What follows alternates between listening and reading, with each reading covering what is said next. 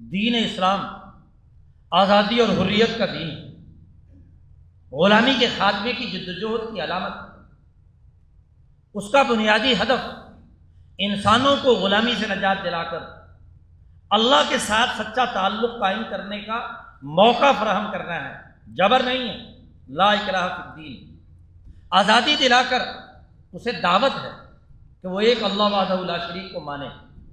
لیکن اگر نہیں مانتا تو اسی مسلم معاشرے میں وہ غیر مسلم بھی اتنے ہی سیاسی معاشی حقوق کا اسی طریقے سے حقدار ہے جیسے ایک مسلمان۔ گویا کہ قومی آزادی، قومی شناخت پیدا کرنا، سیاسی اور معاشی حقوق پیدا کرنا، یہ بنیادی عمل ہے۔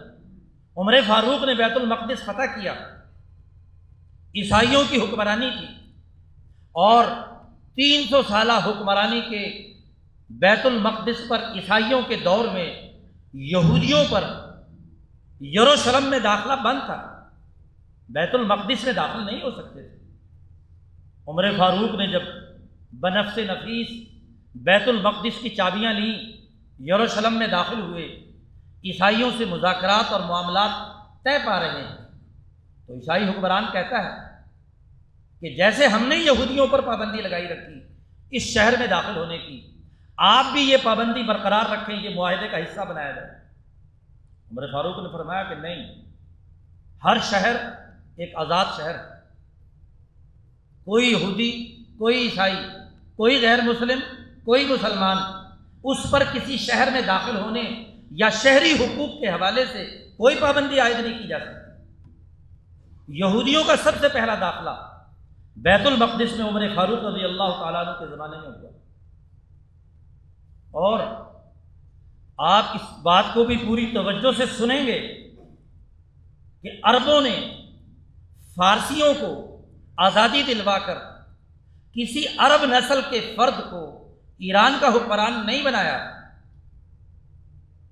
بلکہ اس کی قومیت کی شناخت کو برقرار رکھتے ہوئے انہی کی قوم کا فرد حضرت سلمان فارسی کو ایران کا پہلا گورنر بنایا گیا، جو ان کی زبان بھی جانتا ہے، ان کی نسل سے بھی ہے، ان کے سیاسی، سماجی، معاشی حقوق کو پورا کرنے کی اہلیت بھی رکھتا ہے۔ آپ دیکھیے کہ دین اسلام نے قوموں کو آزادی دلائی، قوموں کو حریت دی ہے، اور ان قوموں کو قومی بنیادوں پر آگے بڑھنے کے مواقع دیے۔ پورے ایران پر حکمرانی سلمان فارسی کی ہے، اور یہ صرف دور صحابہ ہی کی بات نہیں۔ محمود غزنوی نے لاہور فتح کیا تو لاہور کے راجے کا بیٹا ہی یہاں کا حکمران بنایا گیا، یہ نہیں کہ غزنویوں نے براہ راست یہاں پر اپنی حکمرانی قائم کر دی۔ اسی قوم اور نسل کے لوگوں کو آزادی اور حریت کا نظام قائم کرنے کے لیے مقرر کیا۔ تاریخ گواہ رہی ہے، عمر فاروق مدینہ منورہ میں مسجد نبوی میں جمعہ پڑھا کر باہر نکلتے ہیں تو مسجد نبوی کے دروازے پر ایک بوڑھا یہودی بھیک مانگ رہا ہے۔ عمر فاروق نے بلایا، کیوں بھیک مانگ رہے ہو؟ کیا حکومت نے تمہیں سال بھر کا خرچ تمہارے گھر میں نہیں پہنچا دیا؟ نہیں پہنچایا تو بتاؤ۔ اس نے کہا بالکل پہنچا دیا، میرے گھر میں سال بھر کا خرچ حکومت نے پہنچا دیا، پھر بھی کیوں مانگ رہے؟ اس نے کہا بات یہ ہے کہ مجھ پر ایک ٹیکس بھی ہے، جیسے مسلمانوں پر زکوٰۃ، ایسے مجھ پر ایک ٹیکس ہے جو مجھے امن دیتے وقت میرے معاہدے کا حصہ ہے، یہ مجھے ٹیکس ادا کرنا ہے۔ جب تک میں جوان تھا کام کرتا تھا، محنت مزدوری کرتا تھا، ٹیکس ادا کرتا تھا، لیکن اب بوڑھا ہو چکا ہوں، کام نہیں کر سکتا، یہ ٹیکس کہاں سے ادا کروں؟ ٹیکس کی ادائیگی کے لیے بھیک مانگ رہا ہوں۔ عمر فاروق نے اسی وقت اعلان کیا کہ تمام مجلس شورا کے اراکین مسجد نبوی میں واپس چلے۔ مجلس شورا کا انعقاد کیا گیا، لوگوں کے سامنے ایک تقریر کی عمر فاروق نے، جب تک یہ جوان تھا ہم نے اس کے ہاتھ کی کمائی کھائی، ہمارے بیت المال میں یہ ٹیکس دیتا رہا، آج بوڑھا ہو گیا تو اسے بھیک مانگنے کے لیے ہم نے باہر کھڑا کر دیا۔ یہ انسانیت کی توہین و تذلیل۔ عمر فاروق نے تجویز پیش کی کہ ہر غیر مسلم، بوڑھے، بچے، عورت اور مذہبی رہنما پر سے یہ ٹیکس ختم کر دیا جائے۔ تمام صحابہ نے اس پر فوت کیا اور اعلان کر دیا گیا، قانون بنا دیا کہ صرف کام کرنے والے، محنت مزدوری کرنے والے، معاشی وسائل کو خود پیدا کرنے والے گورنمنٹ کو ٹیکس دیں گے۔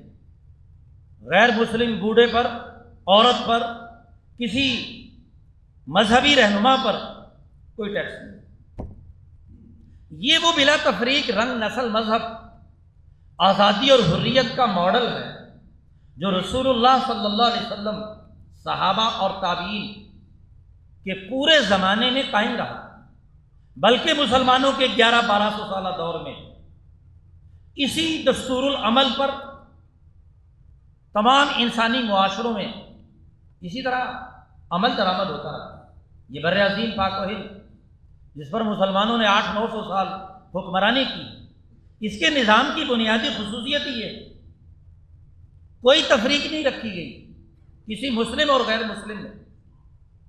انتظامی عہدے میرٹ پر، سیاسی صلاحیت کی بنیاد پر انسانوں کو دیے جاتے ہیں۔ کابل اور افغانستان جو مسلم اکثریتی صوبہ ہے، اس کا گورنر اورنگزیب عالمگیر کے زمانے میں غیر مسلم ہندو۔